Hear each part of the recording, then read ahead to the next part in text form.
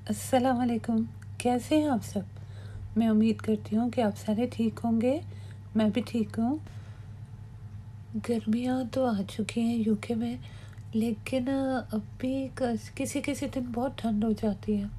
एक दिन धूप निकली होती है, टेम्परेचर अच्छा होता है, तो दूसरे दिन बादलों वाला मौसम हो जाता है और ठंड सी होने लगती है, तो फिर हीटिंग ऑन करनी पड़ती है। बस यूके वेदर का तो यही मजाज है, कोई भरोसा नहीं है। बेतुबारे लोगों की तरह। तो ये मैंने कौन मेहंदी ली हुई है और इस दफ़ा कुछ ज़्यादा ही जल्दी ले ली है, क्योंकि पिछले 1-2 सालों से ऐसा हो रहा था कि ईद से एक दिन पहले मैं जाके दुकानों में ढूंढती थी तो मुझे कहीं दिखाई नहीं देती थी। सारे कहते थे कि बिक गई है, बिक गई है। तो इस दफ़ा मैं कोई रिस्क नहीं लेना चाहती थी। मुझे मेहंदी बहुत अच्छी लगती है और इसके अलावा मैंने कपड़े भी ले लिए हैं ईद के लिए, तो वो भी मैं आपको दिखाऊंगी, लेकिन इस वाले व्लॉग में नहीं बताऊंगी क्योंकि फिर ये बहुत लंबा हो जाएगा। तो अभी मैं फ्रूट चाट बनाने की तैयारी कर रही थी और अपने वही मखसूस वाले फ्रूट इसमें इस्तेमाल कर रही थी। फ्रूट चाट तो एक ऐसी चीज़ है कि इसमें आप कोई भी फ्रूट ऐड कर सकते हैं, चेरीज़ भी ऐड कर सकते हैं, स्ट्रॉबेरीज़ भी ऐड कर सकते हैं और खरबूजा भी ऐड कर सकते हैं, यानी कुछ भी ऐड कर सकते हैं, अंगूर भी ऐड कर सकते हैं, बल्कि छोले यानी चने भी ऐड कर सकते हैं और आपकी इमेजिनेशन पे डिपेंड करता है। तो ये मैंने पहले भी आपके साथ शेयर किया है ब्लॉग में कि मैं किस तरीके से बनाती हूँ, लेकिन जल्दी जल्दी एक दफ़ा फिर से शेयर कर लेती हूँ, क्या ख्याल है? तो इसमें मैंने ये वाले फ्रूट इस्तेमाल किए हैं, जैसा कि आप देख सकते हैं। ऑरेंजेस को मैंने 2-2 टुकड़े कर लिया है और थोड़े से ऑरेंजेस का जूस भी मैं इसमें डालूँगी, जो कि सब्जियों को कोट कर लेगा और बड़ा अच्छा सा फ्लेवर देगा। इसके अलावा मैंने अमरूद इसमें इस्तेमाल किया है, सेब इस्तेमाल किए हैं और केले इस्तेमाल किए हैं, ऑरेंजेस और अनार के अलावा। अब इन सारे फलों को मैं अच्छी तरीके से मिक्स कर लूँगी और काफ़ी सारा मैं इसमें काली मिर्चों का पाउडर ऐड करूँगी, क्योंकि इसमें काली मिर्चों का टेस्ट बहुत अच्छा लगता है। थोड़ा सा नमक ऐड करूँगी, इसके अलावा 2 टेबलस्पून मैं इसमें चीनी ऐड करूँगी और ऑरेंज का जूस तो इसमें होगा ही होगा। मैं बाज़ारी फ्रूट चाट का मसाला इस्तेमाल नहीं करती हूँ और शुरू से हमारे घर में इसी तरीके की फ्रूट चाट बनती है और हम बस यही मसाले ऐड करते हैं, ये जैसे कि काली मिर्च, नमक और चीनी वगैरह, और इसी से बहुत ही ब्यूटीफुल टेस्ट आता है। मगर ज़ाहिर है सारों की अपनी अपनी पसंद है, कुछ लोग फ्रूट चाट मसाला ऐड करते हैं, वो भी अच्छा होता है, लेकिन हम अवॉइड ही करते हैं बाज़ार का बना हुआ मसाला जहाँ तक हो सके। बिरयानी वगैरह भी बनाए तो मैं घर ही का मसाला डालती हूँ, बाहर का इस्तेमाल नहीं करते हैं। सिर्फ़ एक चीज़ है जिसमें हम बाहर का मसाला इस्तेमाल करते हैं और वो है हलीम। तो ये जो दूसरी रेसिपी है, ये मैं आपके साथ शेयर करूँगी, ये पुलाव की है। असल में बात पता है क्या है, हम खट्टा गोश्त ख़रीद लेते हैं तो उसके पैकेट्स बना के रख लेते हैं। कोई पैकेट बड़े होते हैं, कोई दरमियाने साइज़ के और कोई चुने-मुन्ने से। तो ये दरमियाना साइज़ का समझ लें, ये पैकेट था, यानी इतना बड़ा नहीं था। तो एक और भी हमने गोश्त की डिश बनानी थी, तो हमने सोचा साथ पुलाव बना लेते हैं। तो उसके लिए ये मैं पुलाव बनाने की तैयारी कर रही हूँ और ये देख सकते हैं आप, ये वाले मसाले मैं इसमें ऐड करूँगी, साबुत गरम मसाले, और ये सारी चीज़ें मैं अभी गोश्त में डाल रही हूँ और पानी मैंने पहले ही ऐड किया हुआ है। ये आप देख सकते हैं, दालचीनी भी है, सूखा हुआ धनिया भी है और साबुत लाल मिर्चें हैं, ड्राई वाली, 2 तरह की, एक लंबी वाली है, एक गोल वाली है। मुझे ऐसा लगता है कि दोनों का अपना अपना टेस्ट और फ्लेवर होता है, पर ज़ाहिर है वो लंबी वाली जो है वो ज़्यादा तीखी होती हैं, ज़्यादा तेज़ होती हैं, लेकिन ये जो दूसरी गोल वाली हैं, इनके साइज़ पे ना जाएं, मज़े की ये भी बहुत होती हैं और इनका भी बहुत फ्लेवर आता है। तो फिर अभी अम्मी इसमें चावल ऐड कर रही हैं और पानी वगैरह, यखनी वगैरह तैयार हो गई थी। तो फिर अब हम इसमें चावल ऐड कर रहे हैं और उसके बाद फिर इसको दम दे दिया जाएगा और फिर हमारा पुलाव तैयार हो जाएगा। कभी कभार अगर मूड हो तो हम इसके साथ रायता वगैरह दही का बना लेते हैं, सादा सा रायता। लेकिन कभी कभार ना भी हो तो चल जाता है काम, क्योंकि ये खुद ही ऐसे मज़े की होती है और इसका फ्लेवर इतने मज़े का आता है कि इसके साथ दिल ही नहीं चाहता कोई और चीज़ डाली जाए। मैंने अपने पहले के व्लॉग में भी ज़िक्र किया है कि मेरे नाना नानी के घर पुलाव बहुत बनता था। बल्कि मुझे तो यूँ लगता है कि मेरे नाना नानी जब जवान थे, उनके ज़माने में तो बिरयानी का किसी ने नाम भी सुना नहीं होगा। उस ज़माने में कहाँ होता था यार इतना बिरयानी वगैरह, पुराने ज़मानों में। तो वो बहुत पुलाव बनाया करते थे। कोई भी ईद हो, त्यौहार हो, कोई दावत हो, पुलाव लाज़मन बनता था।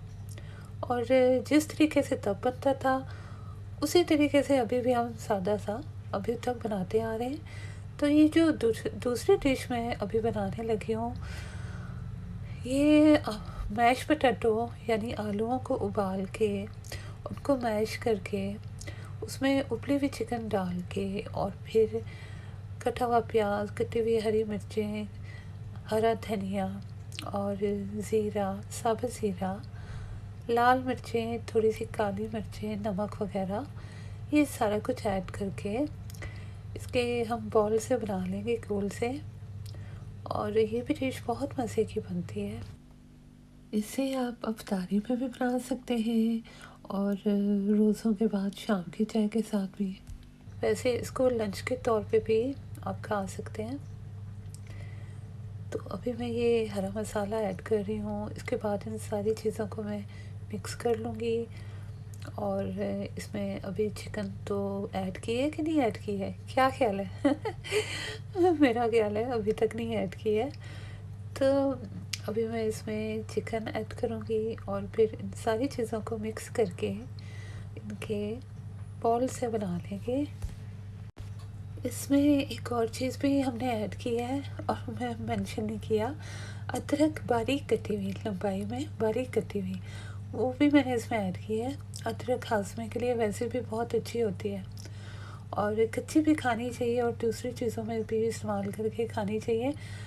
तो इसमें मैंने पीस के नहीं डाली है, लंबाई में कटी हुई ऐड की है, तो खाते हुए उसका बहुत अच्छा फ्लेवर आता है। तो अगर आपको अदरक पसंद है और ये डिश आप ट्राई करें तो उसको इसी तरीके से आप भी डालिएगा कटी हुई लंबाई में। तो अब मैं इसमें नमक ऐड करूँगी, जो कि हस्बे पसंद है या कि हस्बे ज़रूरत।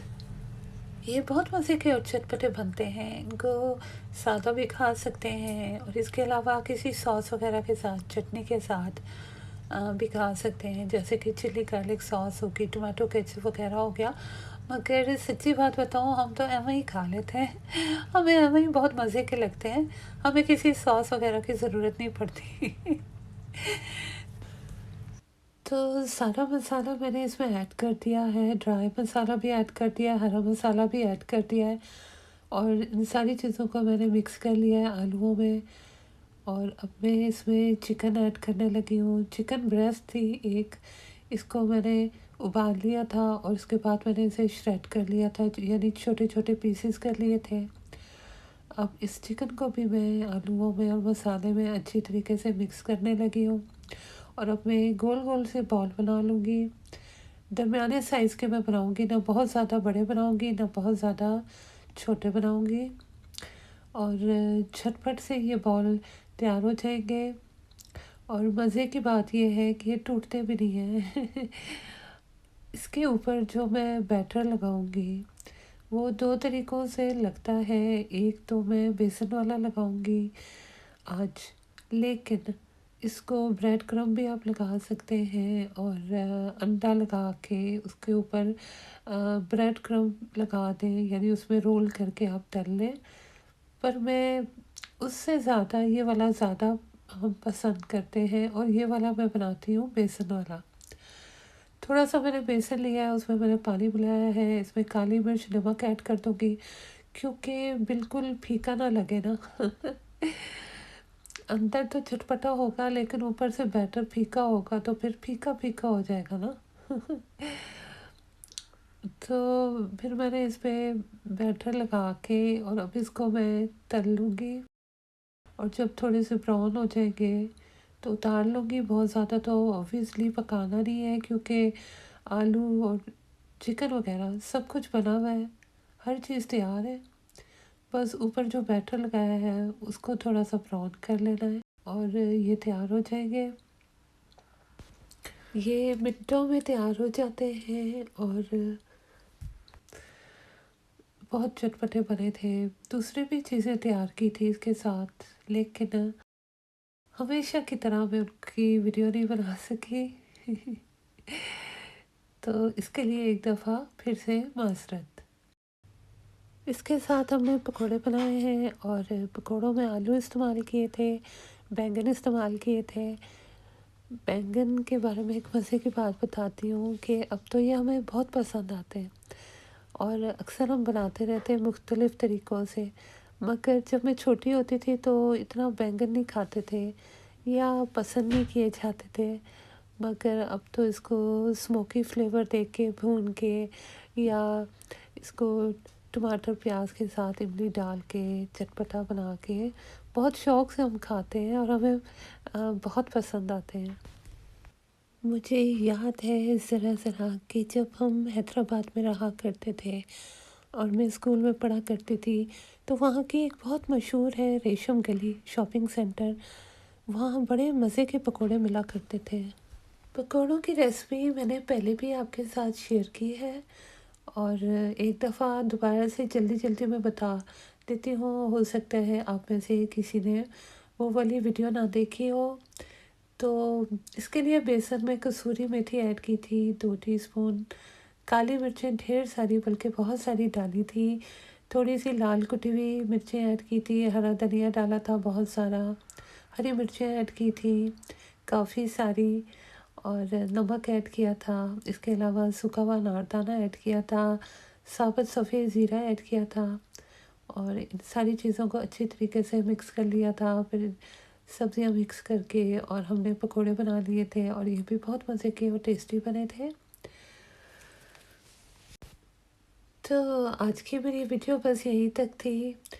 अपने नेक्स्ट व्लॉग में मैं आपको अपने ईद के कपड़े दिखाऊंगी, इसके अलावा भी बहुत कुछ दिखाऊंगी।